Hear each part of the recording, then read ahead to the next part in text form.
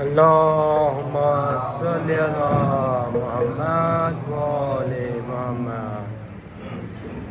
ایک بار میرے بھتیجے ارحم کے لیے نعرہ صلوات.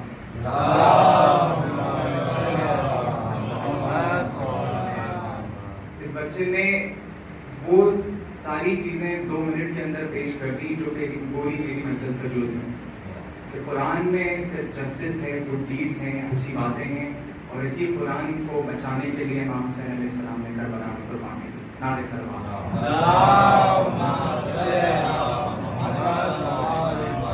فاتحہ.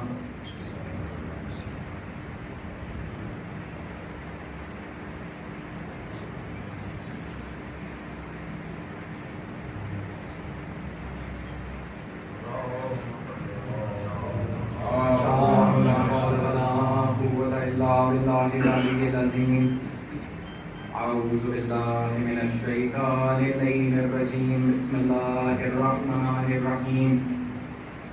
الحمد للہ رب العالمین والصلاة والسلام علی اشرف الانبیاء والمرسلین سیدنا و نبینا و حبیب قلوبنا و طبیب نفوسنا مولانا و مولا الثقلین جد الحسن والحسین شباب اہل الجنہ ابو القاسم محمد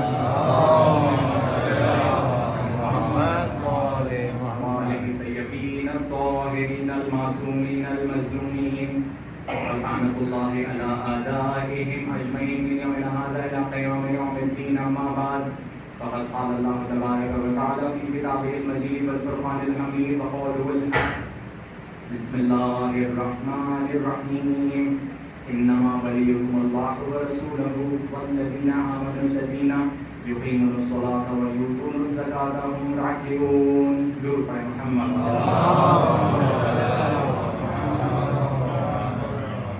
سب سے پہلے تو میں اللہ کا شکر گزار ہوں، ان کا مشکور ہوں کہ وہ مجھے ہر سال اتنی اجازت دیتے ہیں کہ میں کچھ اپنی محنت آپ کے سامنے پیش کر سکوں، اور انہی کی گائیڈنس کے اندر، انہی کے زیر سرپرستی، انہی کے زیر سائے میں جو بھی کچھ پڑھتا ہوں، جو بھی جسارت کرتا ہوں، وہ انہی کے زیر سرپرستی.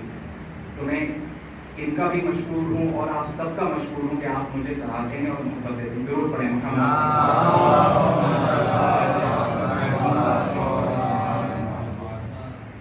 میں نے اپنی مجلس کو جس آئے کریمہ کا شرف حاصل کیا میں نے اس وقت، اور اپنی مجلس کو وہ عنوان دیا، اسی عنوان سے گفتگو جاری ہے، کیونکہ کل بھی، گزشتہ روز بھی میں نے علی نگر کے امام باڑے میں اسی سلسلے میں گفتگو کی تھی کہ نظام ولایت کیا ہے. اور جو چہرے وہاں نہیں تھے تو ان کے لیے میں ایک بار پھر سے وہ چیز 5 منٹ کے اندر دہرانا چاہتا ہوں، کیونکہ وہاں جو میں نے پیش کیا تھا وہ اس کا ایک ہسٹوریکل پرسپیکٹو تھا کہ نظام ولایت اسلام کے اندر کتنے قسم کی ہوتی ہے اور نظام ولایت کس طریقے کا انسٹیٹیوشن ہے. دین اسلام کے اندر اگر ہم دیکھیں تو بہت آسانی سے ہمیں پوری اسلامک پولیٹیکل سٹرکچر سمجھا جا سکتا ہے. کس طریقے سے؟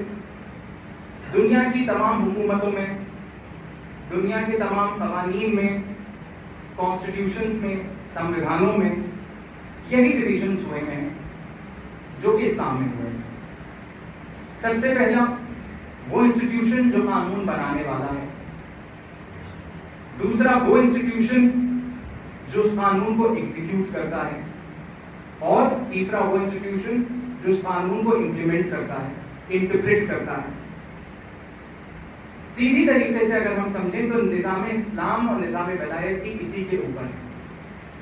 یہ قانون بنانے والا ہے، پھر ایک قانون کو عوام تک پہنچانے والا ہے، اور پھر اس قانون کو قیام قیامت تک لے جانے والا ہے. نظامی ولایت اسلام کا پورا پولیٹیکل سٹرکچر ہے، اور اسی پر میں نے تھوڑی محنت کی ہے جو میں آپ کے سامنے پیش کرنا چاہ رہا ہوں. گزشتہ روز میں نے یہ ڈسکس کیا تھا کہ اس آئے کریمہ کو کسی تعارف کی ضرورت نہیں ہے. نہ میرا وہ مقصد ہے کہ میں یہ یہاں پر وہ بیان کروں کہ یہ آیت کریمہ کس طریقے سے اور کن حالات میں نازل ہوئی، کہ مولا کائنات جب نماز میں تھے اور سائل آیا اور انہوں نے حالت رکوع میں زکات دے دی. یہاں پر میرا مقصد یہ ہے کہ کس طریقے سے نظام ولایت اسٹیبلش کیا گیا اور کس طریقے سے نظام ولایت کو بچایا گیا اور کس طریقے سے نظام ولایت کو واپس ریوائیو کیا جائے گا. کل کی مجلس میں نے یہ پڑھا تھا کہ نظام ولایت غدیر کے میدان میں اسٹیبلش کیا گیا. جو آیت کریمہ کی تلاوت کا شرف میں نے آپ کے سامنے حاصل کیا ہے، اس کا پراپر ایگزیکیوشن، پراپر امپلیمنٹیشن اگر آپ دیکھیں تو غدیر کے میدان میں ہوا. جب نبی نے اعلان کیا من کنت مولا فہذا علی المولا، جس کا میں مولا ہوں اس کے علی مولا ہے. تو یہ غدیر میں اسلام کا پورا پولیٹیکل اسٹرکچر اسٹیبلش ہو گیا، یعنی کہ اب بعد نبی کس طریقے سے حکومت اسلامی آگے بڑھے گی. دوسری طرف کربلا کیا ہے؟ کربلا اسی نظام ولایت کو بچانے کا نام ہے. غدیر نے جو بصیرت عطا کری عوام کو، اسی بصیرت سے، اسی زاویے سے کربلا کو دیکھنے کی ضرورت ہے. اگر ہم نے غدیر کو نہیں سمجھا تو ہمارے پاس بصیرت نہیں ہوگی، ہمارے پاس بصیرت نہیں ہوگی تو ہم کربلا کے مفہوم کو بھی نہیں سمجھ سکتے. کیونکہ ہم نے غدیر کو اگر بھلا دیا تو اس کا مطلب ہم نے نظام ولایت کو سمجھا ہی نہیں، منصب امامت کو سمجھا ہی نہیں. تو میں نے عرض کیا تھا کہ شیعہ اسکول آف تھاٹ باقی تمام اسکول سے، باقی تمام فرقوں سے ویسے تو بہت سارے فرق ہیں، بہت سارے ڈفرینسز ہیں، لیکن تین میجر ڈفرینسز، تین بڑے ڈفرینسز ہیں. پہلا ڈفرینس ہے غدیر میں اسٹیبلشمنٹ آف نظام ولایت، نظام ولایت کا قائم ہونا غدیر کے میدان میں جو ہوا. دوسرا ڈفرینس ہے کربلا، نظام ولایت کا بچایا جانا. اور تیسرا ہے نظام ولایت کا واپس سے ریوائیو ہونا، جو کہ ظہور امام زمانہ عجلہ تعالی فرجہ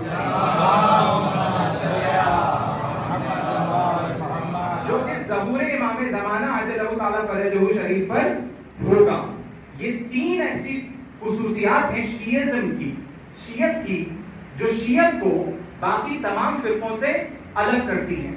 چونکہ باقی فرقوں میں نظام ولایت نہیں پایا جاتا تو اس کا نتیجہ یہ ہوا کہ دنیا تک آج یہ بات پہنچی ہے کہ اسلام کا حکومت سے اور اسلام کا سیاست سے کوئی تعلق ہے ہی نہیں. جب ہمارے سامنے یہ لفظ آتا ہے پالیٹکس، جب ہمارے سامنے یہ لفظ آتا ہے سیاست، تو اتنی گندی امیج ہمارے ذہنوں میں آتی ہے، کیونکہ پالیٹکس ایسی چیز ہے جس کو عوام نے گندا کیا. لیکن اسلام نے بھی ایک پولیٹیکل اسٹرکچر اسٹیبلش کیا، لیکن وہ عدل الہی پر چلتا ہے. وہ طیب و طاہر نظام ہے جو ایسے خصوص چنندہ لوگ چلاتے ہیں جو خدا کی طرف سے ڈیزگنیٹ کیے گئے. اس کو نظام ولایت کہتے ہیں. میں نے یہ بھی عرض کیا تھا کہ نظام ولایت کس طریقے سے ہسٹری میں بچایا گیا. دو پرومیننٹ صورتوں میں نظام ولایت بچایا گیا، ایک صلح حسن کی شکل میں، ایک قیام حسین کی شکل میں. امام حسن علیہ السلام نے صلح کر کے نظام ولایت اور عدل الہی کو بچایا، اور امام حسین علیہ السلام نے قیام کر کے عدل الہی کو اور نظام ولایت کو بچایا. تو یہ ایک ہسٹوریکل پرسپیکٹو تھا جو میں نے کل آپ کے سامنے رکھا تھا، اور میں نے آپ سے یہ بھی کہا تھا کہ اب اس کی آگے جو گفتگو ہوگی اس مجلس میں وہ ہوگی کہ کس طریقے سے ریوائیول آف ولایت ہوگا ظہور امام زمانہ عجلہ تعالی فرجہ. اور ان سوالوں کا جواب دیا جائے گا کہ جب تک امام غیبت میں ہیں اس وقت تک کس طریقے سے نظام ولایت پر ہم اپنا معاشرہ چلا سکتے ہیں، کس طریقے سے چل سکتا ہے. آج اسلام بڑے سخت دور سے گزر رہا ہے. ہم لوگ، اگر میں ریالٹی آپ کے سامنے پیش کروں تو ہم لوگ اپنے ایئر کنڈیشن گھروں میں بیٹھ کر مولا کے غم کو مناتے ہیں. بڑی آسانی سے ایک عزا خانے سے نکلے دوسرے میں چلے گئے، مسجدوں میں نماز پڑھ لی، لیکن اسلام صرف اتنا نہیں ہے جو ہمیں صرف علی گڑھ شہر میں دکھائی دے رہا ہے. آزاداری صرف اتنی نہیں ہے جو ہمیں علی گڑھ شہر میں دکھائی دے رہی ہے. اسلام بہت سخت دور سے اس وقت گزر رہا ہے. اینٹی اسلامک آئیڈیالوجیز ہمارے نوجوانوں کو ٹارگٹ کر رہی ہیں. میرا مقصد ہی یہی ہے اب اس مجلس کا کہ میں کس کے اوپر گفتگو کروں کہ ہمارے نوجوان بچوں کو, میرے نوجوان بھائی جو یہاں پر بیٹھے ہوئے ہیں, مجھ سے چھوٹے جو ہیں, جو میرے ساتھ کے ہیں, ان کو ٹارگٹ بنایا جا رہا ہے. کس طریقے سے اینٹی اسلامک آئیڈیالوجیز کام کر رہی ہیں. پورے ورلڈ میں اینٹی اسلامک آئیڈیالوجیز کام کر رہی ہیں. لبرلزم, مارکسزم,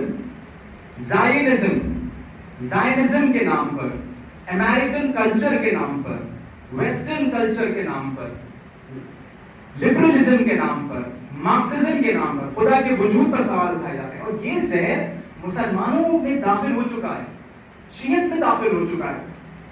باوضو بیٹھا ہوا ہوں ممبر رسول سے, میرا اپنا پرسنل انٹریکشن ہوا ہے نوجوانوں سے, جہاں پر خدا کے وجود پر سوال اٹھائے جا رہے ہیں, جہاں پر اب جو باتیں پہلے کبھی نہیں ہوتی تھی وہ اب ہونے لگی تھی. یہ کیا ہے؟ مثلا نماز اپنی زبان میں کیوں نہیں پڑھ سکتے؟ ہم تو اپنی زبان میں پڑھیں گے, ہمیں تو سمجھ میں نہیں آتی کہ ہم کون سی سورہ پڑھ رہے ہیں اور کیا پڑھ رہے ہیں. عجیب و غریب سوالات جو ہیں وہ نوجوانوں کی طرف سے آ رہے ہیں. یہ جو زہر بولا جا رہا ہے ویسٹرن ممالک کی طرف سے, مغربی ممالک کی طرف سے, یہ بہت خطرناک ہے.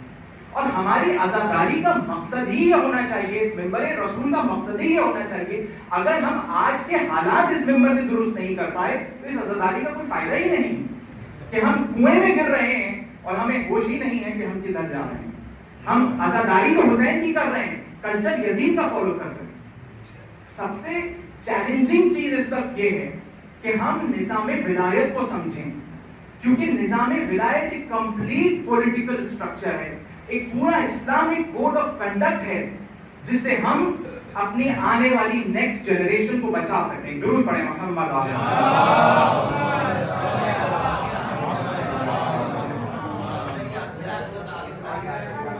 درود پڑھتے ہیں محمد.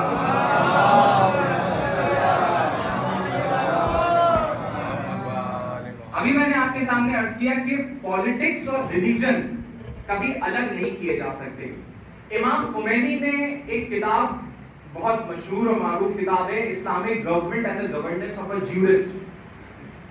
وہ کتاب جب 1979 میں ریولوشن آنے والا تھا ایران میں, تو اس سے پہلے جب امام خمینی نجف میں تھے اور انہوں نے ایک سیریز آف لیکچرز دیے تھے وہاں پہ, ان لیکچرز کو ایک کتاب کے اندر کمپائل کر دیا گیا اور اس کتاب کا نام دیا گیا Islamic government and the role of a jurist, governance of a jurist.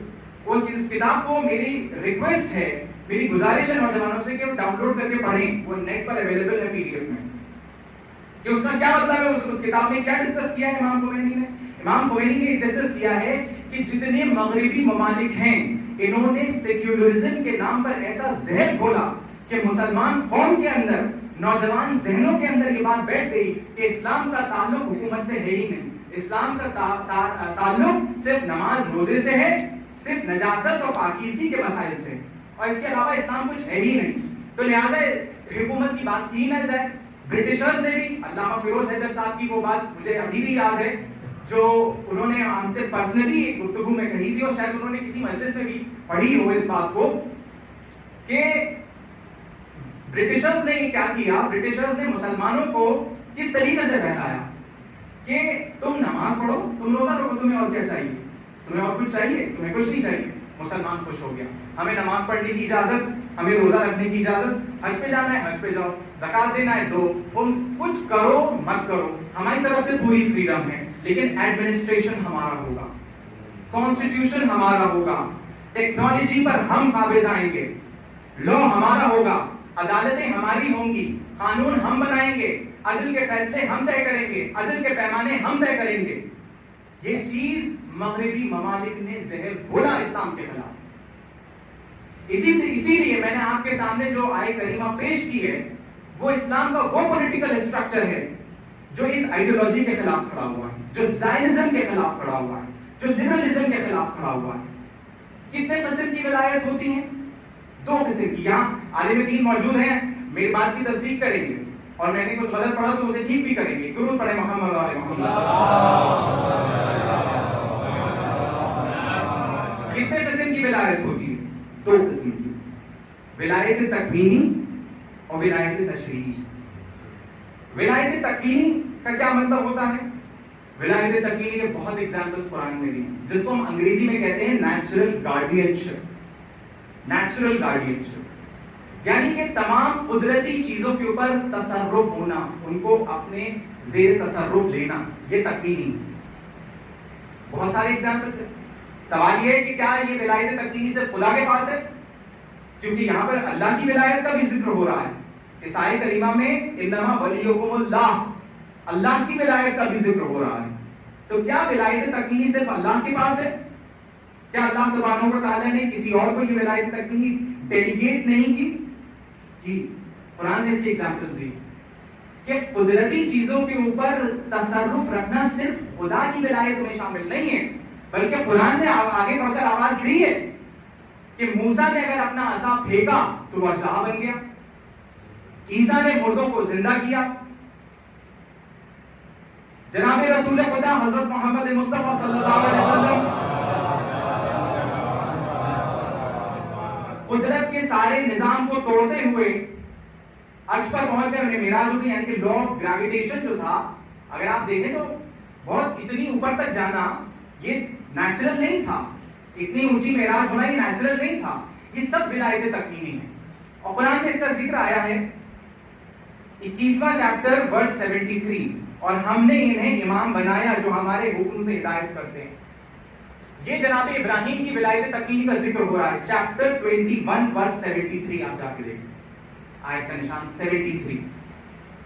اسی لیے ضروری ہے کہ ولایت تکوینی پر بھی گفتگو کی جائے, لیکن ابھی میری مجلس کا یہ موضوع نہیں ہے کہ میں ولایت تکوینی آپ کے سامنے ڈسکس کروں. دوسرے قسم کی ولایت ہے ولایت تشریعی. ولایت تشریعی کسے کہتے ہیں؟ ولایت تشریعی مطلب لیگل گارڈینشپ. یہ صرف 2 چیزوں کے اوپر ایکسرسائز کی جاتی ہے, یا تو لوگوں کے اوپر یا اسیٹس کے اوپر, پراپرٹی کے اوپر. قانون میں, ہمارے قانون میں بھی بہت سارے ایگزامپلس ہیں اس کے. آپ مثلا اپنی پراپرٹی کو ٹرسٹ کر دیں اور ٹرسٹی اپوائنٹ کر دیں. آپ نے اس ٹرسٹی کو سارے اختیارات دے دیے کہ اب آپ پراپرٹی کو لک آفٹر کرو, اس کو کرائے پہ دو, لیز پہ دو, جو بھی دو. یہ کیا ہے؟ ولایت تشریعی ہے. کسی مائنر کا گارڈین اپوائنٹ ہو جانا, کورٹ اپوائنٹ کر دیتی, مائنر ہے, اس کے ماں باپ نہیں ہے, اس کے کورٹ نے اپوائنٹ کر دیا کہ یہ آج سے اس مائنر کی جو بالغ نہیں ہوا ہے اس کی دیکھ بھال کریں گے. یہ کیا ہے؟ یہ ولایت تشریعی ہے. یہ یا تو لوگوں کے اوپر ایکسرسائز کی جائے گی یا پراپرٹی کے اوپر ایکسرسائز کی جائے گی. ایگزیکیوٹر آف اے ول, یہ بھی ایک ایگزامپل ہے ولایت تشریعی کا. تو بہرحال جب ولایت تشریعی کی ہم بات کرتے ہیں تو یہ کسی قانون کے تحت دی جاتی ہے. ولایت تشریعی کسی قانون کے تحت دی جاتی ہے, یعنی کسی کے اوپر اختیار رکھنا. ولایت تکوینی اور ولایت تشریعی کو ملا کر پوری نظام اسلامی حکومت بنتی ہے. ولایت تکوینی اور ولایت تشریعی کو ملا کر پوری نظام اسلام ولایت قائم کیا جاتا ہے. درود پڑھیں محمد علیہ محمد.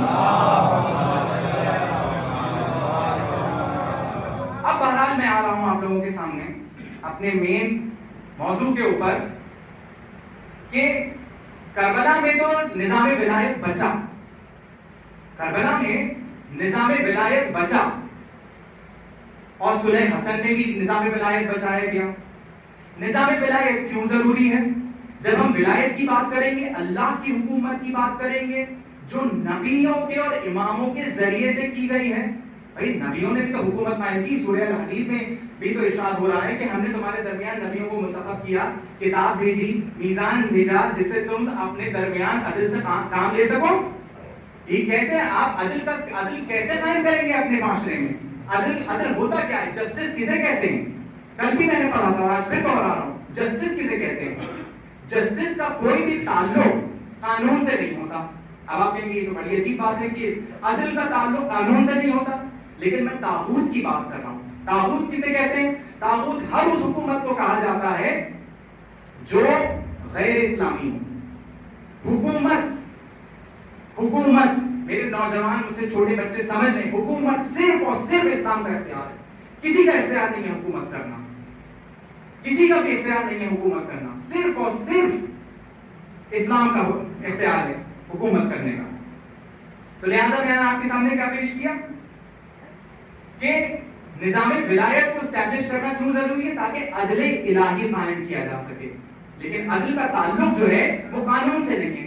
طاغوت میں جب غیر اسلامی حکومت آتی ہے تو وہ قانون بناتی ہے، اور وہ ہر قسم کا قانون بناتی ہے کیونکہ اس قانون کا تعلق خدا سے ہوتا ہی نہیں، اور وہ ہر غلط چیز کو قانون بنا کر جسٹیفائی کر دیتی ہے۔ اس وقت ہم لوگوں سے بہتر اس چیز کو کوئی اور نہیں سمجھ سکتا۔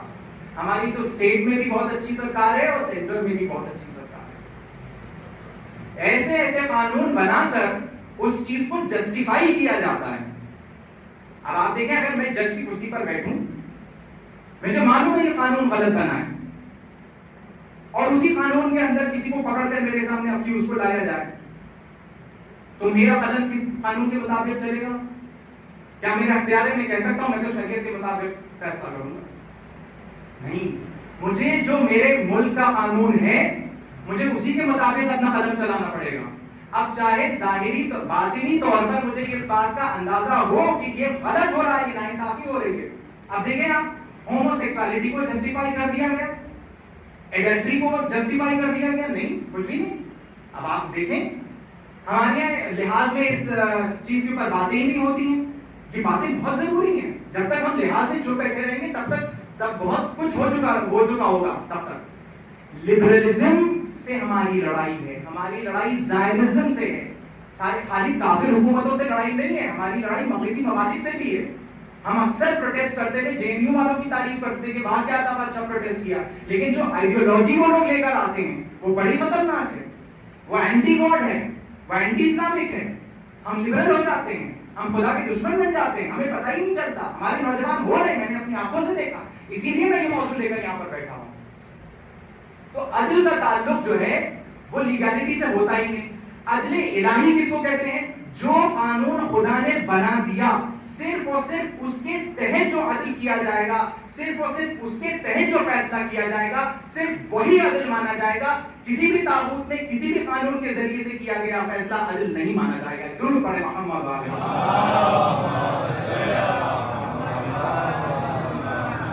کسی بھی طاغوت میں کسی بھی قانون کے ذریعے سے فیصلہ کیا گیا عدل نہیں مانا جائے گا۔ اب سوال یہ ہے کہ امام خمینی اپنی کتاب میں کہتے ہیں کہ مجھے یہ بتائیں کہ قرآن میں اگر ہم کمپیئر کریں کہ نجاست، طہارت، نماز، روزہ، جتنے بھی روحانی مسائل ہیں، اسپریچول میٹرز ہیں، یہ کتنے آیتوں میں ڈسکس ہوئے ہیں، اور سوشل پولیٹیکل مسئلے کتنی آیتوں میں ڈسکس ہوئے ہیں؟ اگر ہم کمپیئر کریں، امام خمینی کے الفاظ میں اپنی طرف سے کچھ نہیں کروں، آپ کتاب لے لیں مجھ سے ریفرنس دے دیں، کہ اگر ہم کمپیئر کریں کہ نماز، روزے اور اسپریچول میٹرز اور روحانی میٹرز سے ریلیٹڈ کتنی آیتیں قرآن میں ہیں، اور ہم یہ دیکھیں کہ حکومت، پالیٹکس، سماج، معاشرے سے ریلیٹڈ، ان کے مسائل سے ریلیٹڈ کتنی آیتیں ہیں، تو تقریباً 100:1 کا ریشیو آئے گا۔ جہاں ایک بار روحانی مسئلہ ڈسکس ہوا ہے وہاں 100 بار سیاست ڈسکس ہوئی ہے قرآن کے اندر، 100 بار معاشری چیزیں ڈسکس ہوئی ہیں، سوشل میٹرز ڈسکس ہوئے ہیں، پولیٹیکل میٹرز ڈسکس ہوئے ہیں، کس ٹائپ کا کلچر ہمیں کریٹ کرنا ہے، کس ٹائپ کا نظام ہمیں کریٹ کرنا ہے، کس ٹائپ کی سوسائٹی، کس طریقے کی مورل ویلیوز ہماری ہونی چاہیے۔ لیکن ہم تو خوش رہنی میں ہیں، نہیں صاحب، ہمیں تو سرٹیفکیٹ مل چکا ہے، ہم عزاداری کریں گے، ہم ماتم کریں گے اور ہم جنت کے مستحق ہو جائیں گے۔ کلچر ہمیں مغربی فالو کرنا ہے۔ یو ایس کے خلاف ہم کچھ نہیں سن سکتے، برٹن کے خلاف ہم کچھ نہیں سن سکتے۔ صاحب انہوں نے دنیا پر قابو کر رکھا ہے، اکنامی ان کی ہے، ان کے خلاف کیسے بولیں گے؟ کیوں؟ سینٹرل ایشیا میں ایک حکومت ہے جو اکیلی تنہا کھڑی ہوئی ہے اس مغربی ممالک کے خلاف، مغربی کلچر کے خلاف۔ اور یہ کیا ہے؟ امام خمینی اس کے آگے کہتے ہیں، کیا غیبت امام زمانہ میں، کیا غیبت امام زمانہ عجلہ تعالی فرجہ شریف میں یہ جتنی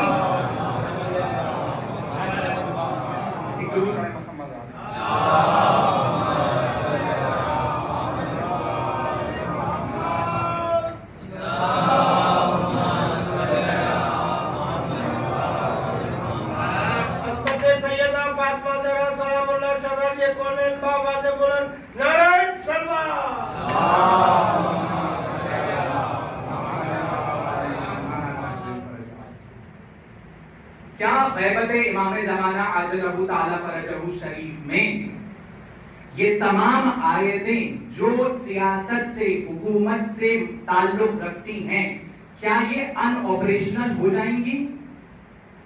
ہم جہاں نماز روزے کی آیتوں کو اہمیت دے رہے ہیں وہاں ہماری تمام وہ آیتیں ابھی انٹچڈ ہیں، انہیں ہم نے چھوا ہی نہیں۔ امام خمینی سوال کر رہے ہیں کیا غیبت امام زمانہ میں، کیا غیبت امام زمانہ جل تعالی فرجہ شریف میں وہ تمام آیتیں جو معاشرے سے کنسرنڈ ہیں، وہ تمام آیتیں جو سیاست سے کنسرنڈ ہیں، وہ تمام آیتیں جو پالیٹکس سے کنسرنڈ ہیں، حکومت سے، گورنمنٹ سے کنسرنڈ ہیں، کیا وہ ابیئنس میں چلی جائیں گی، ان آپریشنل ہو جائیں گی، ان کا کوئی یوز ہی نہیں، ان کا کوئی استعمال ہی نہیں ہوگا کیا غیبت امام زمانہ میں؟ اسی لیے امام خمینی 1979 میں حسینیت کا جذبہ لے کر کھڑے ہوئے اور ظالم کی حکومت کو اکھاڑ دے گا۔ اسی لیے ضروری ہے کہ غیبت امام زمانہ میں نظام ولایت فقیہ پر بھی بات ہو کہ فقہا کیا ہوتے ہیں۔ آج کل ہمارے نوجوان یہ ٹرینڈ نکلا ہے جس کو اخباریت کہتے ہیں، میں کھل کر پڑھ رہا ہوں، مجھے کسی بات کا ڈر نہیں، جس کو اخباریت کہتے ہیں، اس میں ایک ٹرینڈ چلا ہے کہ صاحب فقہا کو گالی دی جائے، ان کو برا بھلا کہا جائے، کوئی مطلب ہی نہیں۔ اور چونکہ ہمارے یہاں اس کے اوپر کوئی ڈسکشن ہی نہیں ہوتا ہے تو اصولیت اور اخباریت کے بیچ میں ڈفرنس ختم ہوتا چلا جاتا ہے، بالکل ختم ہوتا چلا جا رہا ہے۔ ہماری نیکسٹ جنریشن کو بالکل بیسک آئیڈیا بھی نہیں ہے کہ ہم کہاں جا رہے ہیں۔ ہم فقہا کے خلاف کھڑے ہوئے ہیں، عزاداری کر رہے ہیں، حسین کا ماتم کر رہے ہیں، اور امام خامنہئی کو، آیت اللہ سیستانی کو، ان کو بھی برا بھلا کر رہے ہیں، ان کی شان میں گستاخی کر رہے ہیں۔ یہ کون سا مذہب ہے؟ یہ کون سی شیعت ہے؟ یہ کون سی شیعت ہے؟ 1200 سال، اور چھوڑیے 1200 سال، غیبت امام زمانہ جل تعالی فرجہ شریف کے 1200 سال بھی چھوڑیے، اس سے پہلے سے اب تک، رسول اللہ کے زمانے سے اب تک جتنا دین ہم تک پہنچا ہے یہ فقہا کی محنت ہے جو ہم تک دین پہنچا ہے۔ نہیں صاحب ہمیں تو تقلید کرنی نہیں، ہم تو امام کی تقلید کرتے ہیں، ہمارے باپ نے تقلید نہیں کی، نادان تجھے نہیں پتا، اس معاملے میں تو خود اپنے باپ کی تقلید کر رہا ہے، اس معاملے میں تو خود تو اپنے باپ کی تقلید کر رہا ہے، کیونکہ تو نے تیرے باپ نے تقلید نہیں کی تو بھی تقلید نہیں کرے گا۔ اور دوسری بات یہ کہ تقلید فقہا کی جاتی ہے، فقیہ کی جاتی ہے، امام کی بیعت کی جاتی ہے۔ اگر تو یہ کہہ رہا ہے کہ ہم امام کی تقلید کریں گے تو امامت کی منصب کو گھٹا رہا ہے، تو امامت کی منصب کو گھٹا رہا ہے۔ تو فقہا کو گالی، صاحب امامہ کو گالیاں، ان کی بے عزتی کی جاتی ہے، ان کی توہین کی جاتی ہے۔ حیدرآباد میں دیکھیں آپ، پورا سینٹر بنا ہوا ہے کہ فقہا کو گالی دی جائے گی، اور نوجوان بالکل جذبات میں آ کر دیکھیں، دشمن ایک چیز بہت اچھی طرح جانتا ہے کہ ان کے جذباتوں سے کھیلو۔ اگر آپ ہیمفرے کے اعترافات پڑھیں، وہ مجھے پڑھنا نہیں، بس ایک چیز آپ کے سامنے پیش کرو، ہیمفرے کے اعترافات پڑھیں تو عبدالوہاب نے کس طریقے سے وہابیت پہلے اس نے خود لکھا کہ میں نے دیکھا مسلمان نجاست اور پاکیزگی کے مسئلے میں بڑا سینسٹیو ہے، اسے اسی میں الجھا، اتنا الجھا دو کہ کچھ اور سوچنے کی گنجائش ہی نہ رہے۔ ہم اگر صرف اور صرف امام حسین کے معاملے میں، عزاداری کے معاملے میں خاص طور سے صرف اور صرف جذبات سے کام لیں گے، دشمن اس بات کا فائدہ اٹھائے گا، ہمیں پھر اپنے فقہا کا ہر فتویٰ غلط لگے گا۔ نہیں صاحب ہمیں تو صرف روحانی مسئلوں میں پتہ کر لیتے ہیں، ہم آیت اللہ سیستانی کے ہیں، کوئی مسئلہ نہیں، پوچھ لیا، پوچھا نہیں پوچھا، کچھ غلط پتہ چل گیا، نہیں صاحب ہمارے اکارڈنگ تو یہ نہیں ہونا چاہیے۔ میں اپنے بچوں کے لیے اور اپنے نوجوان بھائیوں کے لیے چیز پڑھ رہا ہوں، بزرگوں سے سیکھ کر میں یہاں بیٹھا ہوں، ان کے لیے پڑھنا جسارت سمجھتا ہوں، میں اپنی نیکسٹ جنریشن کے لیے اس چیز کو پڑھ رہا ہوں۔ نہیں صاحب فقہا کو تو ہمیں کچھ سمجھنا ہی نہیں، ہم قانون جانتے ہیں، ایک نیا ٹرینڈ چلا ہے، میرے حساب سے یہ نہیں ہونا چاہیے شریعت میں، میرے حساب سے یہ قانون ہے۔ جناب اگر آپ کی عقل دین کی کسوٹی ہوتی تو کہنے ہی کیا تھے، میری عقل اس بات کو نہیں مانتی، میرے حساب سے نہیں ہونا چاہیے۔ برگر کھا رہے ہیں، پیزا کھا رہے ہیں، میکڈونلڈس میں بیٹھے ہیں، پیزا ہٹ میں بیٹھے ہیں، ویسٹرن کلچر ہے، ویسٹرن آؤٹ فٹ ہے، اور صاحب میرے حساب سے ایران کو یہ نہیں کرنا چاہیے تھا، میرے حساب سے یہ نہیں کرنا۔ آپ ہیں کون؟ آپ سے پوچھا کس نے کہ کیا کرنا چاہیے تھا؟ آپ ہیں کون؟ مطلب فقہا کو گالی، ایک فقہا کے ریکارڈ پر کم از کم نہیں تو 100 کتابیں ہوں گی، جو فلسفے پر بھی مہارت حاصل رکھتا ہے, سیاست پر بھی مہارت حاصل رکھتا ہے, پورے قانون پر بھی مہارت حاصل رکھتا ہے, بایولوجی کا بھی ایکسپرٹ ہے, کیمسٹری کا بھی ایکسپرٹ ہے, اور آپ پڑھاتا کوئی اور سبجیکٹ میں. دیکھیں, اگر آپ دیکھیں علامہ ہلی, علامہ مجلسی, ان کی آپ بایوگرافیز اٹھا کر دیکھیں. آپ ہم امام کی باتیں اور اہل بیت کی بات میں کریں, پہلے اپنے مراجع کرام کو تو سمجھ لیں, پہلے اپنے مراجع کرام کو تو سمجھ لیں کہ ان کا کیا سٹیٹس ہے, انہوں نے کتنی محنت اور مشقت کے بعد ہم تک یہ دین پہنچایا ہے. ورنہ بنی عباس نے تو کربلا کا سارا لٹریچر ہی مٹا دیا تھا. یہ ضروری ہسٹری آف اسلام ہم تک پہنچی ہے تو فقہا کی وجہ سے, سیاست اگر ہم تک پہنچی ہے تو فقہا کی وجہ سے, اگر دین کی عصمت اور طہارت اس وقت باقی ہے تو فقہا کی وجہ سے, ورنہ 1200 سال میں وجود ختم ہو گیا ہوتا دین کا. آپ لوگ آگے تشریف لے آئیں.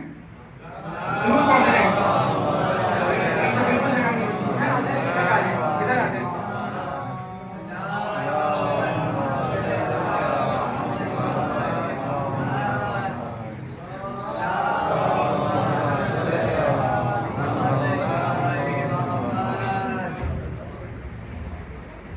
ایک ڈیلیگیشن اسرائیل سے آیا تھا ابھی. اسرائیل ٹائمز میں خود اس ایمبیسڈر نے جو وہ ڈیلیگیشن لے کر انڈیا آیا تھا, اس نے خود اس بات کو اپنے آرٹیکل میں لکھا جو اسرائیل ٹائمز میں پبلش ہوا, ایڈیٹوریل کی فارم میں, آرٹیکل کی فارم میں پبلش ہوا. اس میں یہ لکھا تھا کہ انڈیا کے شیعہ روحانی مسئلے میں تو آیت اللہ سیستانی کو کبھی کبھار دل چاہتا ہے تو کنسلٹ کر ہی لیتے ہیں, لیکن صاحب انہیں ایران کی حکومت نہیں برداشت, پولیٹیکل حکومت ہمیں قبول ہی نہیں ہے, ہم مانتے ہی نہیں کچھ, فقہا کی حکومت ہم مانتے ہی نہیں کیونکہ یہ غلط ہے بالکل.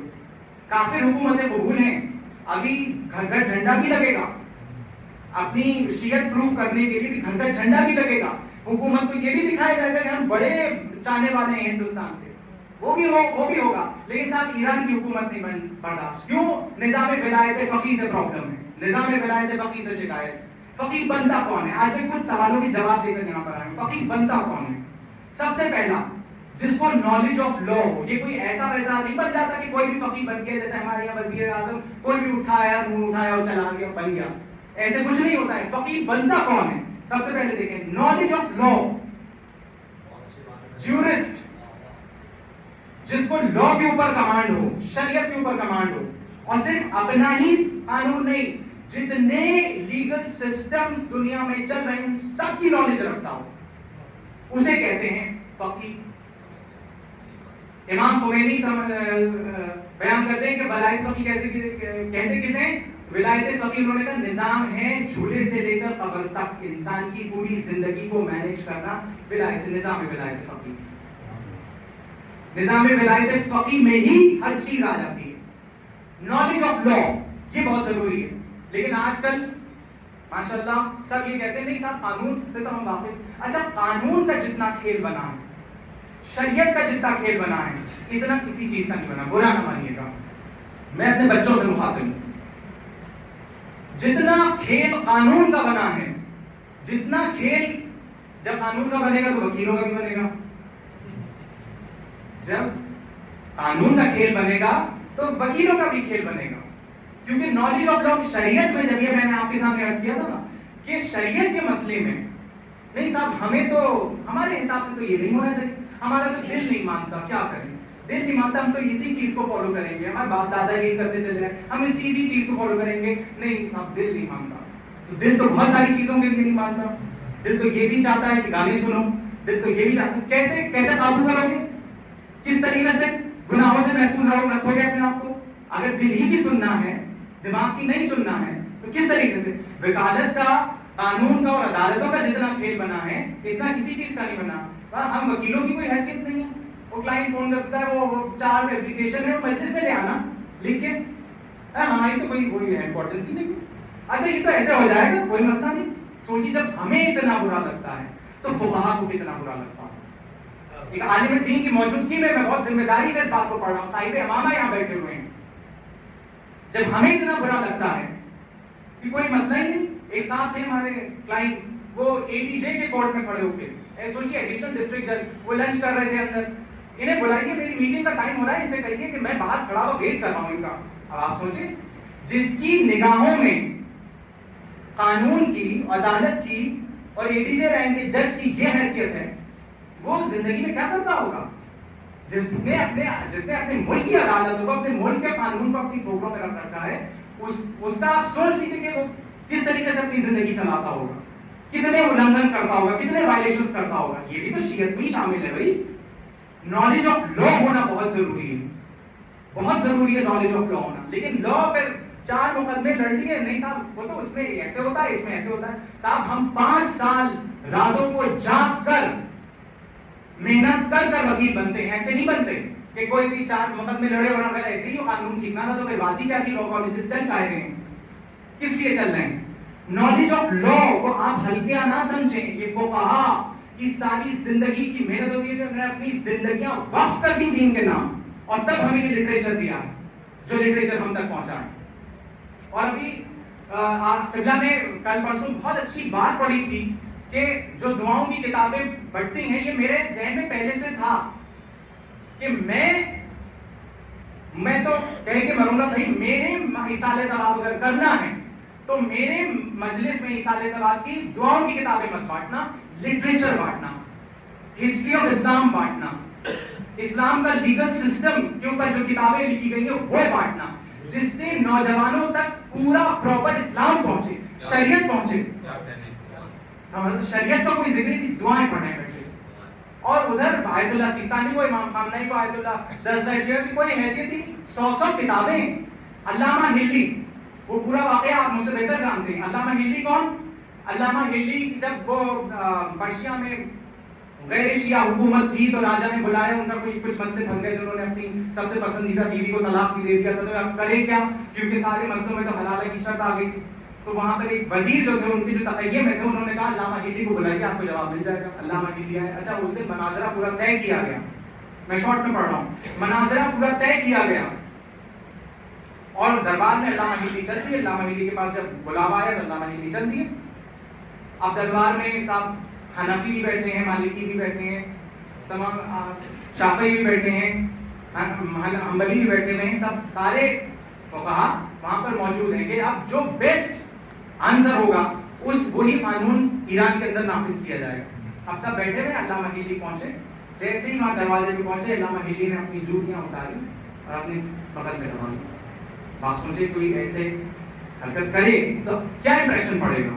اور جو ان کی سیٹ ریزرو تھی وہ وہاں کے بیٹھ گئے. آپ سب دیکھ رہے ہیں علامہ ہلی نے کیا کیا. راجا بھی تخت نشین تھا، وہ بھی بیٹھا ہوا تھا، وہ بھی دیکھ رہا تھا. اس نے دیکھا کہ علامہ ہلی آپ نے کیا کیا، اپنی جوتیاں اٹھا کے بغل میں دبا دی. ہاں، کہ وہ میں نے سنا تھا کہ یہاں تمام فرقوں کے فقہا موجود ہیں. میں نے سنا تھا کہ رسول اللہ کے دور میں کوئی حنفی تھا، اس نے مسجد کے باہر سے جوتیاں اٹھا دی تھی. کوئی حنفی تھا تو وہ حنفی جو فقی بیٹھے ہوئے تھے، اسکالر بیٹھے ہوئے تھے، ارے کیسی باتیں کر رہے ہیں، حنفی اور رسول اللہ کے دور میں ہو ہی نہیں سکتا. اتنے 100 سال بعد تو ہم آئے ہیں. اتنے 100 سال بعد امام جعفر صادق علیہ السلام سے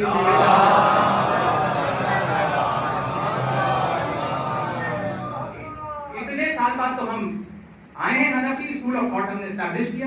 تو بولے اچھا پھر حنفی نہیں ہوگا، حنبلی ہوگا. حنبلی نے بھی یہی جواب دیا. پھر شافعی ہوگا، شافعی نے بھی جواب دیا. مالکی ہوگا، مالکی نے بھی جواب دیا. سب سے اپنے منہ سے اگلوا لیا. علامہ ہلی نے کچھ نہیں کیا، بس راجا سے اتنا کہا، سن لیا یہ وہ ہیں 600 200 300 سال بعد آئے ہیں یہاں پر. ہم وہ ہیں جس نے آنکھیں کھولی تو نبی کی گود میں، اس کے ماننے والے ہیں جس نے آنکھیں کھولی تو نبی کی گود میں، جس نے پہلی غذا کی تو لعاب دہن رسول خدا صلی اللہ علیہ وسلم تھا. اب آپ یہ سوچیں کہ وہ علی جس نے یہ اعلان کیا کہ میں رسول اللہ کے ساتھ اس طریقے سے رہتا تھا جیسے اونٹ کا بچہ اس کی اپنی ماں کے ساتھ رہتا ہے، ہم اس علی سے یہ دین لے کر یہاں پر آئے ہیں. بس یہ اتنا سننا تھا کہ راجا نے یہ کہہ دیا آج سے پورا شیعہ قانون ایران کے اندر نافذ کیا جاتا ہے. علامہ ہلی کون ہے؟ تو تاریخ میں لکھا جاتا ہے کہ علامہ ہلی وہ شخص ہے کہ جس نے اپنی جوتیوں سے ایک ملک کو شیعہ کر لیا. جوتیوں سے. یہ فقیہ کی اہمیت ہے، یہ فقہا کی اہمیت ہے. تو پہلی چیز جو ہے وہ نالج آف لا ہے. دوسری چیز جو ہے فقیہ بننے کے لیے وہ ہے کہ عادل ہو. فقیہ کون ہونا چاہیے؟ عادل ہونا چاہیے، جسٹ ہو، جسٹس کرنے والا ہو، اپنی پرسنل لائف میں بھی اور پبلک لائف میں بھی عدل کرنے والا.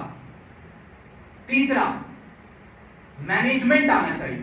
یہ 4 چیزیں میں آپ کو بتا رہا ہوں. سب سے پہلا نالج آف لا, دوسرا عادل ہونا چاہیے, تیسرا مینجمنٹ آنا چاہیے. مینجمنٹ کس طریقے سے؟ ایک مرجع سے ایران میں یہ عراق میں کسی نوجوان نے پوچھا کیا میں آپ کی تقریر میں آ سکتا ہوں؟ آیت اللہ سے پوچھا. انہوں نے منع کر دیا کہ مجھے نالج آف لا بھی ہے اور شاید عادل بھی ہوں اور مجھے میرے اندر ساری خصوصیات ہیں, لیکن مجھے مینجمنٹ نہیں آتا. مینجمنٹ کی شرط یہ ہے کہ کم از کم اس کو اپنی فیملی مینج کرنا آتی ہو. جو اپنی فیملی نہیں چلا سکتا وہ ملک کیا چلائے گا؟ ہم تو اس کے زیر سائے ہیں. اس کے آگے میں کچھ نہیں پڑھوں گا. ہم تو اس کے زیر سائے ہیں. اب آپ فل ان دا بلینکس کر لیجیے. مینجمنٹ آنا چاہیے, کم از کم اپنی فیملی کو مینج کرنا آنا چاہیے. جس کے اندر مینیجریل اسکلز نہیں, آئے اللہ نے منع کر دی, میرے اندر مینیجریل اسکلز نہیں ہے, بالکل بھی نہیں, آپ میری تکلیف میں نہیں آ سکتے, میں شرائط پوری نہیں کرتا. چوتھی چیز پولیٹیکل اویئرنس, سیاست سے بہت واقف ہونا چاہیے اس کو. اگر اسرائیل امریکہ کچھ سوچ رہے تو کم از کم ہمارا ولی فقیر ان سے 2 ہاتھ آگے سوچے. اتنا دشمن شناسی ہونی چاہیے, اتنی پولیٹیکل اویئرنس اس کے اندر ہونی چاہیے. تو 4 چیزیں ہو گئی ولی فقیر کے اندر. نالج آف لا, جسٹ عادل ہونا چاہیے, مینجمنٹ آنا چاہیے اس کو, اور پولیٹیکل اویئرنس, سیاسی مسائل سے, معاشری مسائل سے واقفیت رکھتا ہو. اور اس کے 4 پرسپیکٹو ہیں. ولایت فقیہ کس طریقے سے اپنا سورس گین کرتی ہے, کہ کہاں سے آتی ہے, فقیہ کی حکومت کیسے اسٹیبلش ہوگی, ہم کیسے پروف کریں گے کہ یہ فقیہ کی حکومت جو ہے وہ جائز ہے, کس طریقے سے اسٹیبلش کریں گے, پروف کریں گے. سب سے پہلا شرط ہے عقل. عقل وہ ہے کہ جب دین اور حیا کے ساتھ رکھی گئی, اللہ نے پڑھا تھا جناب آدم کے سامنے, تو جناب آدم نے نہ دین کو لیا, نہ حیا کو لیا, عقل کو لیا. اصول کافی عقل سے شروع ہوتی ہے, بہار الانوار عقل سے شروع ہوتی ہے. مولا کائنات امیر المومنین علی بن ابی طالب علیہ السلام نے مولا فرماتے ہیں کہ جنت کا بٹوارا عقل پر ہوگا, جذبات پر نہیں ہوگا, عقل پر ہوگا. عقل کیا چیز ہے, عقل کیا کہتی ہے؟ عقل یہ کہتی ہے کہ مین از اے سوشل اینیمل. مین کیا ہے, انسان کیا ہے, ایک معاشری مخلوق ہے نا. اکیلے تو زندگی نہیں گزار سکتا, اس کا سروائیول ہی نہیں ہے. جب معاشرے میں زندگی گزارے گا تو اختلاف ہوں گے, اختلاف ہوں گے تو پھر اختلاف سلجھانے کے لیے بھی کوئی ہونا چاہیے. اب یہ بتائیے کہ اگر آپ اتنے پہنچے ہوئے ہیں کہ اب اپنے اختلاف آپ امام زمانہ سے سیدھے طریقے سے سلجھوا سکتے ہیں تو بہت اچھی بات ہے. اگر آپ اپنے اختلاف سیدھے طریقے سے ڈائریکٹ, اگر آپ اتنی روحانیت رکھتے ہیں تو جائیے اپنے اختلافات جو ہیں وہ امام زمانہ اجل اللہ تعالیٰ فرجہ شریف سے سیدھے طریقے سے ڈائریکٹ جائیے, ملیے, کانفلکٹ سالو کروائیے اور واپس آ جائیے. اگر آپ اتنے پہنچے ہوئے ہیں تو 1200 سال سے زیادہ ہو چکے ہیں. آپ مجھے پریکٹیکلی بتائیے کہ جو مسلمانوں کے مسئلے ہیں, جو مسلمانوں کے کانفلکٹس ہیں, جو ان کے مسائل ہیں, ان کو کون سالو کرے گا؟ ہم کس کی طرف رجوع کریں گے, کس کی طرف ہم رجوع کریں گے؟ فقہاء کی طرف تو رجوع کریں گے. تو عقل یہ کہتی ہے, انٹلیکٹ یہ کہتا ہے کہ ہمارے پاس ایک فقیہ ہونا چاہیے جو ولی بن کر ہمارے ساتھ رہے, ہم جس کے زیر سائے رہ سکیں. دوسری چیز ہے قرآن. درود پڑھے محمد علیہ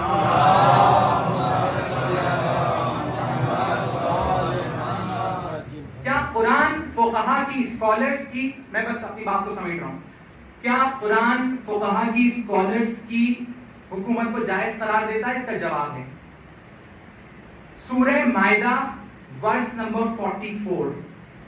دیکھ لیں آپ جا کے, صرف اتنی آیت پڑھ رہا ہوں, ترجمہ جتنی ضرورت ہے یہاں.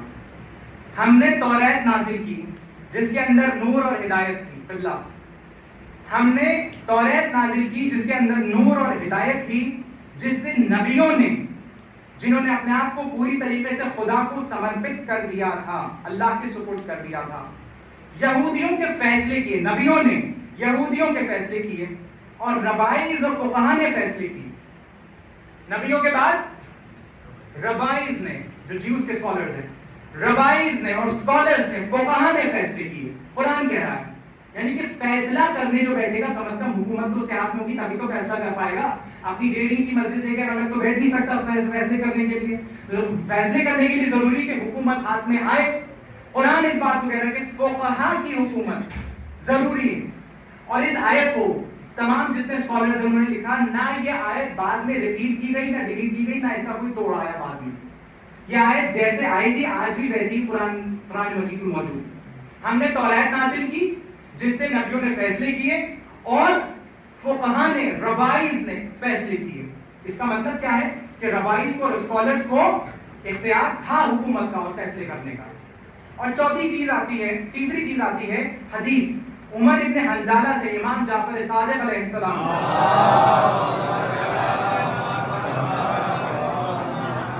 عمر ابن حنظلہ سے رپورٹڈ ہے یہ حدیث امام جعفر صادق علیہ السلام کی, جس میں امام فرماتے ہیں کہ میں نے ان لوگوں کو جنہوں نے ان خصوصیات کو اپنے اندر ڈیولپ کر لیا, جنہوں نے اپنے اندر ان خصوصیات کو ڈیولپ کر لیا ہے, لوگوں کے اوپر حاکم بنایا ہے.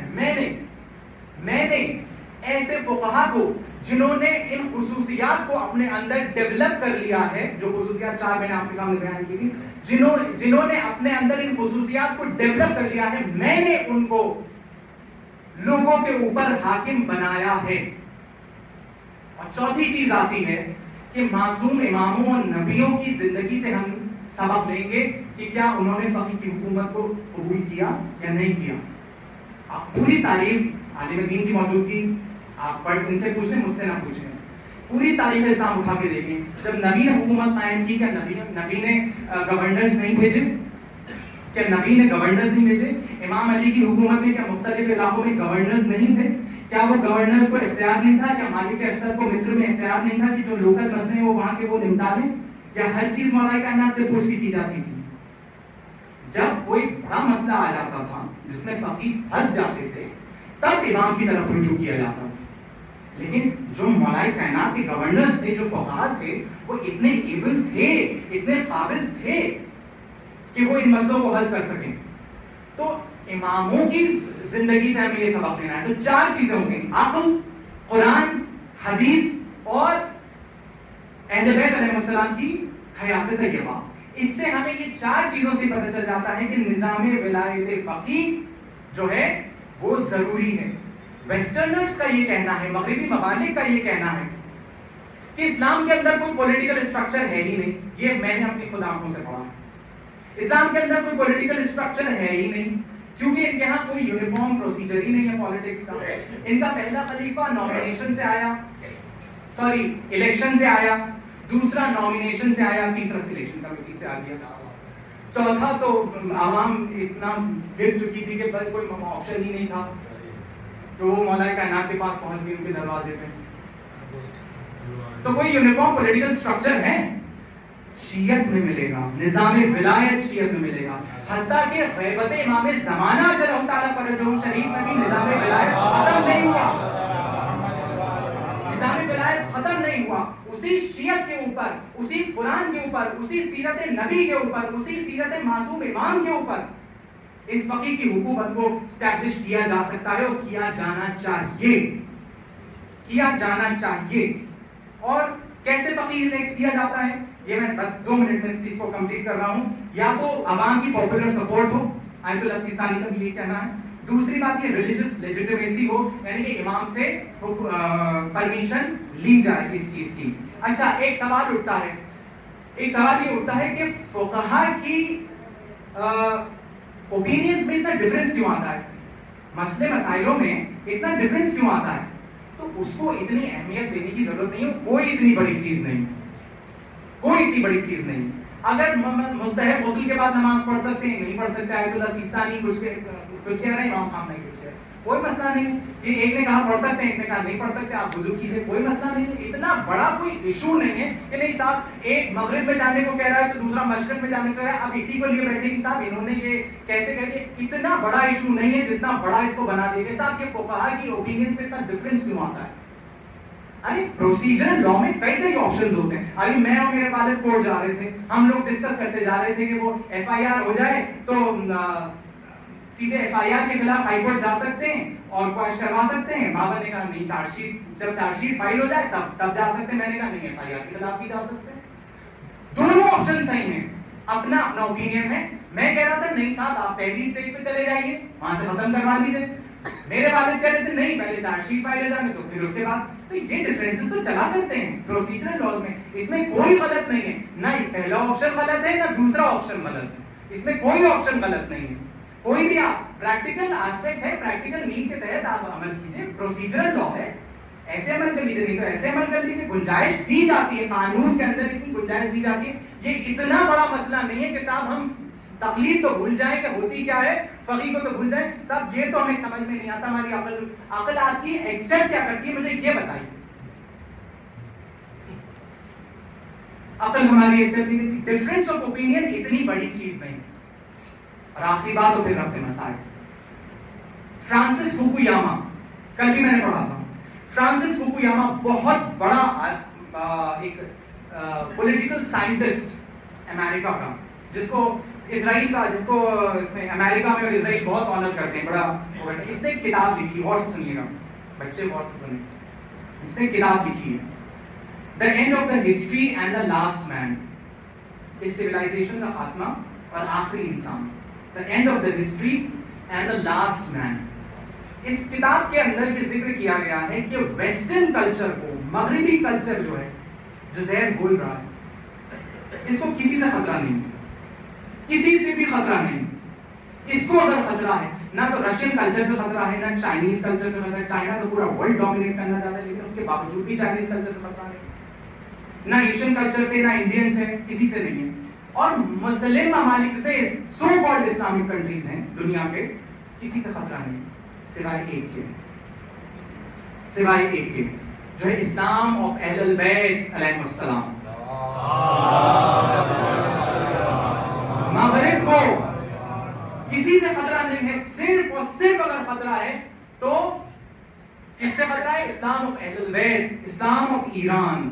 اور مجھے کچھ بھی پروف کرنے کی ضرورت نہیں ہے, کچھ نہ, یہ موضوع وضاحت چاہتا ہے, یہ کسی وضاحت کا محتاج ہے. سب دیکھ رہے ہیں, سب دیکھ رہے ہیں. سیریا برباد ہوا, عراق برباد ہوا, سعودی غلامی میں آ گیا امریکہ کی اور اسرائیل کی. لیکن اگر کوئی یکو تنہا کھڑا ہوا ہے تو وہ ہے جو علی کے نوکر ہیں, وہ ہے جو علی کے نوکر ہیں. ہمارے شجاعت اپنے کاندھوں پہ لے کر دشمن کے خلاف یکو تنہا کھڑے ہوئے ہیں. مجال ہے کسی کی کہ کوئی حکومت کو اکھاڑ دے. ایک جرنلسٹ نے اس کو اپنے ایک پیپر میں لکھا کہ مجھے سمجھ میں نہیں آتا, ہندو جرنلسٹ, دا ہندو جو پیپر آتا ہے, اس میں جرنلسٹ کا آرٹیکل آپ کو سنا رہا ہوں کہ اس جرنلسٹ کا لاسٹ لائن یہ تھی کہ مجھے سمجھ میں نہیں آتا کہ ایران کی حکومت میں پاور آتی کہاں سے, شاید کوئی غیب میں ایسی طاقت بیٹھی ہے جو طاقت ان فقہا کو دیتی ہے, ان اسکالرز کو, ان مولویوں کو دیتی ہے کہ یہ اکیلے امریکہ اور اسرائیل کے ساتھ شیطان اکبر کے خلاف کھڑے رہے, اکیلے, یکو تنہا. تو یہ ضروری ہے. تو فرانسس فوکویاما کیا لکھ رہا ہے کہ یہ جو نظام ہے شیعت کا, یہ چڑیا کی مانند ہے, چڑیا کی. چڑیا کے دو پر ہیں, ایک ہرا ہے ایک لال ہے. اس چڑیا کے دو پر ہیں, ایک ہرے رنگ کا ہے ایک لال رنگ کا ہے. ہرے رنگ کا پر جو ہے وہ ہے ڈاکٹرین آف مہدویزم, مہدویت. ہرے رنگ کا جو پر ہے اس چڑیا کا وہ کیا ہے؟ مہدویت, ڈاکٹرین آف مہدویزم. اور اس ڈاکٹرین کے زیر سائے یہ شیعہ کے نوجوان کیا کرتے ہیں؟ یہ اپنے آپ کو اپنے وقت کے امام کے لیے تیار کرتے ہیں. یہ اپنے وقت کے امام کی معرفت حاصل کرتے ہیں اور انتظار کرتے ہیں. ان کا انتظار کیسے کیا جاتا ہے؟ معرفت حاصل کر کے. ہاتھ پہ ہاتھ رکھ کر بیٹھ جانے سے انتظار نہیں ہوتا, یہ سب جانتے ہیں. کس طریقے سے انتظار کیا جاتا ہے؟ ٹیکنالوجی پر عبور حاصل کرتے ہیں, لا کے اوپر عبور حاصل کرتے ہیں, سیاست کے اوپر عبور حاصل کرتے ہیں, روحانیت پر اپنی کام کرتے ہیں, ایڈمنسٹریشن کو اپنے ہاتھ میں لیتے ہیں. تب جا کے امام کے لیے, امام کی نصرت کے لیے انسان تیار ہوتا ہے. خالی زبانی جمع خرچ سے انسان تیار نہیں ہوتا. تب اتنی مشقت اور محنت کے بعد یہ انجام ہوتا ہے. کس طریقے سے ڈاکٹرین آف مہدویزم, اور یہ بہت خطرناک ہے مغرب. یہ خود دکھ رہا ہے, فرانسس فوکویاما کو دکھ رہا ہے کہ یہ بہت خطرناک ہے مغربی کلچر کے لیے. اور دوسرا جو اس کا لال رنگ کا ہے پر, ریڈ ونگ جو ہے اس کا, वो है डॉक्ट्रिन ऑफ आशूरा। आशूरा किसको कहते हैं? आशूरा क्या है? आशूरा इनका वो डॉक्ट्रिन है कि सुधर गए, महदवियत के जेरे साए तो सुधर गए, नहीं तो आशूरा के जेरे साए शहीद हो गए। ना तो ये जिंदा रहकर हमें चैन लेने देते हैं और मरने के बाद तो बिल्कुल ही चैन नहीं लेने देते, क्योंकि ये जानते ही नहीं कि हम अपने शहीदों को मुर्दा समझते ही नहीं। हमारे कुरान ने हमसे कह दिया कि हरगिज हरगिज मुर्दा ना समझो, बल्कि वो जिंदा हैं और हमारी तरफ से रिस्क पाते हैं। डॉक्ट्रिन ऑफ आशूरा का मतलब ये है कि ये जान देने के लिए आमादा होते हैं। आप बहुत सारे लोग, आप लोग बहुत खुशकिस्मत होंगे जो ज़ियारतों पे गए। आप देखें जनाब ज़ैनब के रोज़ों की हिफाजत कौन करता है, देखें आप नजफ में कौन हिफाजत करने के लिए खड़ा रहता है। वहां जो जाते हैं उनकी माएं बहनें ये कहकर भेजती हैं कि जा रहे हो खुदा हाफिज।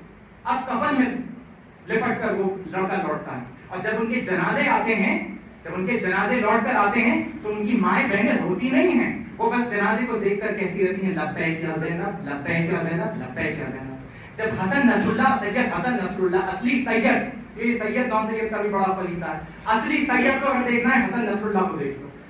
सैयद हसन नसरुल्लाह जब जाके इन माँ बहनों के सामने खड़े होते हैं हाथ बांधकर, तो माएं बहनें पता है पलट कर क्या कहती हैं कि आपको अफसोस करने की कोई जरूरत नहीं है, कोई जरूरत नहीं है। हमारे 100 बेटे होते तो वो भी ज़ैनब पर से कुर्बान कर देते, 100 बेटे होते हम वो भी ज़ैनब पे से कुर्बान कर देते। कासिम सुलेमानी हमारे लिए आइडियल हो चुके हैं। मालिक अस्तर का टाइटल ऐसे ही थोड़ी मिल गया, मालिक अस्तर का टाइटल ऐसे ही थोड़ी मिल गया। लेकिन फ्रांसिस फुकुयामा क्या कहता है कि ये डॉक्ट्रिन ऑफ आशूरा और डॉक्ट्रिन ऑफ महदवियत, ये दो चिड़िया के दो पर हैं, लेकिन इसका जो सर है वो निजामे विलायत फकीह है।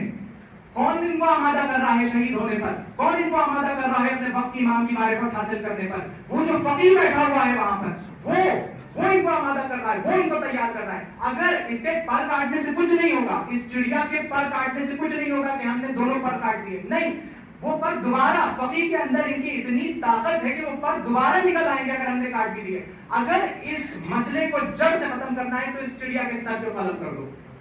ये फ्रांसिस फुकुयामा के अल्फाज है अपनी किताब में। अगर तुम्हें शियत को खत्म करना है और अगर पूरी क्रिश्चियनिटी को दुनिया पर हुकूमत करनी है तो निजामे विलायत फकीह यानी कि चिड़िया के सर को कलम कर दो। जिस दिन के सर कलम हो जाएगा उस दिन शियत खत्म, शियत खत्म। कैसी शहादत, कैसा आशूरा और कैसी महदवियत। इसलिए जरूरी ये है कि अब हम इसके ऊपर काम करें, आशूरा के ऊपर काम करें। कौन सा आशूरा? जो कल हम मनाएंगे अपने घरों में फर्श अज़ा बिछाकर। कौन सा आशूरा? यही वक्त असर होगा जब हुसैन सजदे आखिर के लिए बेचैन हो रहे होंगे, जब हुसैन सजदे आखिर के लिए बेचैन हो रहे होंगे। असर आशूर होगी, जोहर का वक्त खत्म हो चुका होगा और एक भाई बहन से रुखसत हो रहा होगा, एक भाई बहन से रुखसत हो रहा होगा।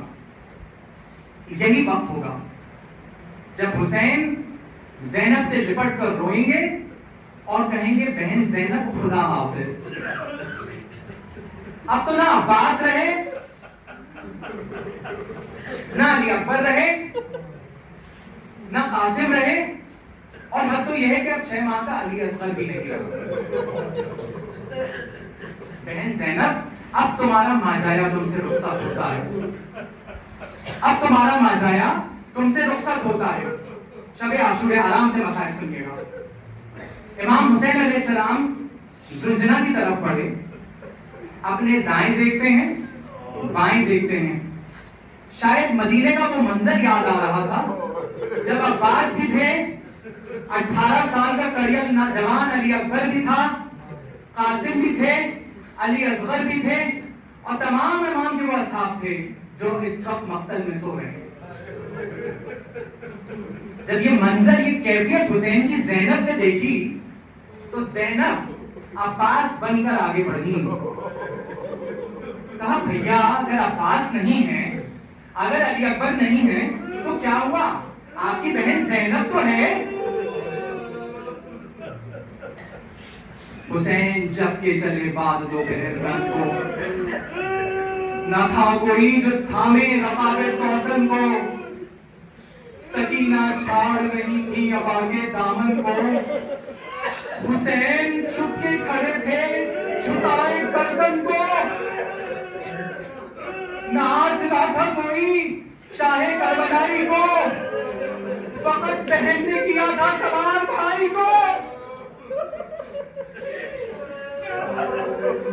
حسین جب سوار ہو گئے مقتل کی طرف, گھوڑے کو ایڑ لگائی تو زلجنا آگے نہیں بڑھتا.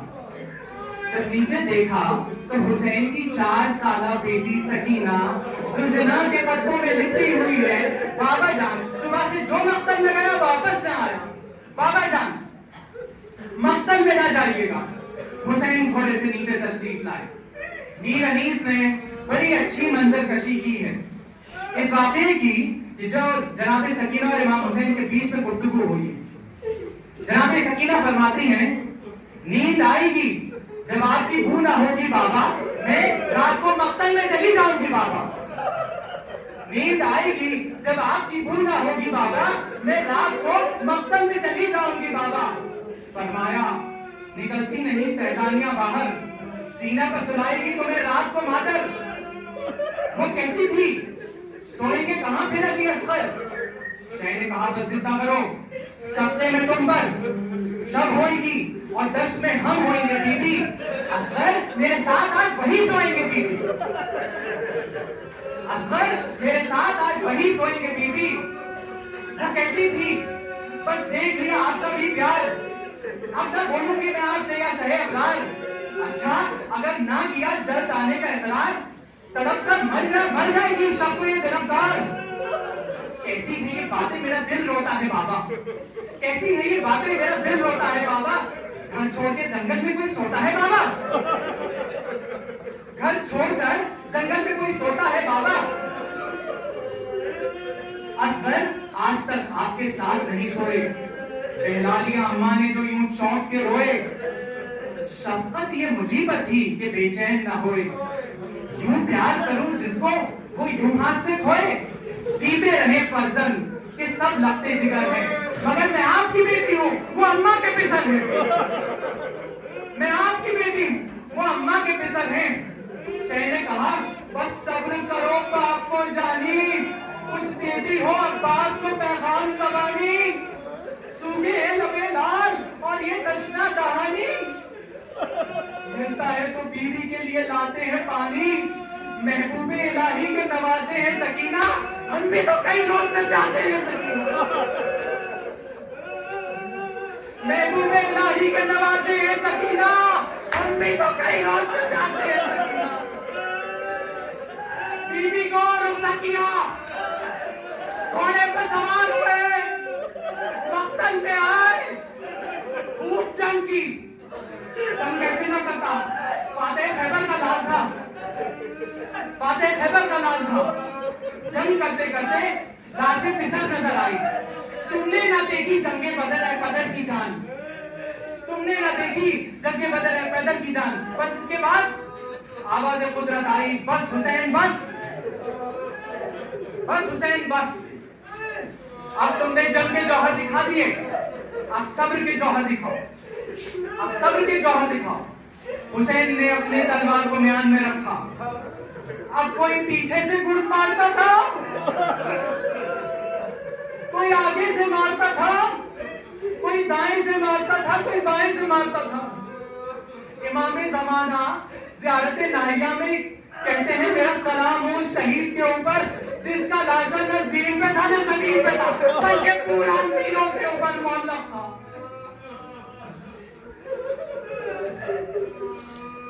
زخمی ہوتے چلے, دھیرے نہیں کرتے, زخمی ہوتے چلے, زخمی ہوتے چلے, زخمی ہوتے چلے کہ زلجنا کی گردن میں ہاتھ ڈالا اور جنگل سے آئی فاطمہ زہرا کی یہ صدا, امت نے مجھ کو لوٹ لیا بابا.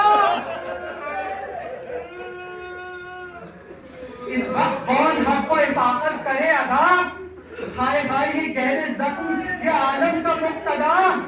1900 ہے زخم تنے چاک چاک پر زینب نکل, 1900 ہے زخم تنے چاک چاک پر زینب نکل. حمید بن مسلم لکھتا ہے, میں نے عصر عاشور حسین کے بدن پر 1900 سے زیادہ زخم لکھے. کچھ راوی لکھتے ہیں 1996 زخم حسین کے بدن پر تھے. لیکن اس کے باوجود بھی سب سے زیادہ مطمئن انسان اگر کوئی تھا تو حسین ابن علی. امت نے مجھ کو لوٹ لیا بابا, اس وقت کون حق کو حفاظت کرے ادا. ہائے ہائے یہ گہرے زخم, یہ عالم کا مقتدا. 1900 ہے زخم تنے چاک چاک پر زینب نکل. ظاہر سی بات ہے اس بیابان جنگل میں کون بہم کرے, کون فریاد کرے. ایک محمد کی نواسی تھی جو 70 قدموں کے فاصلے پر کھڑی ہوئی اپنے ماجائے کے حل پر چلتی ہوئی چھری دیکھ رہی تھی, اور ایک محمد کی بیٹی تھی جو کہہ رہی تھی زینب نکل, اور کہہ رہی تھی اے عرض کربلا میرا بچہ ہے بے گناہ, اے عرض کربلا میرا بچہ ہے بے گناہ, اے دشت نینوا میرا بچہ ہے بے گناہ, اے عرض کربلا میرا بچہ ہے بے گناہ, اے دشت نینوا میرا بچہ ہے بے گناہ, اے نہر علقمہ میرا بچہ ہے بے گناہ. آپ جانتے ہیں حدیث میں چوتھا مصرع کیا دیا ہے, اے دہر بے وفا میرا بچہ ہے بے گناہ. بے کہیں ہے گھیرا ہے ظالموں نے میرے نور عین کو, اے ذوالفقار تجھ سے میں لوں گی اس کا حساب. بس عصر عاشور وہ گھڑی آ گئی جب جبرائیل نے ندا دی قد قتل الحسین بے کربلا. سید سجاد نے کہا پھوپھی اماں ذرا خیمے کا پردہ ہٹائیے. یاد آپ کسی بیٹے کو یہ منظر نہ دکھانا. بس اب جو دیکھا تو باپ کو سپنوں کے نیزہ پر السلام علیکہ یا ابا عبداللہ.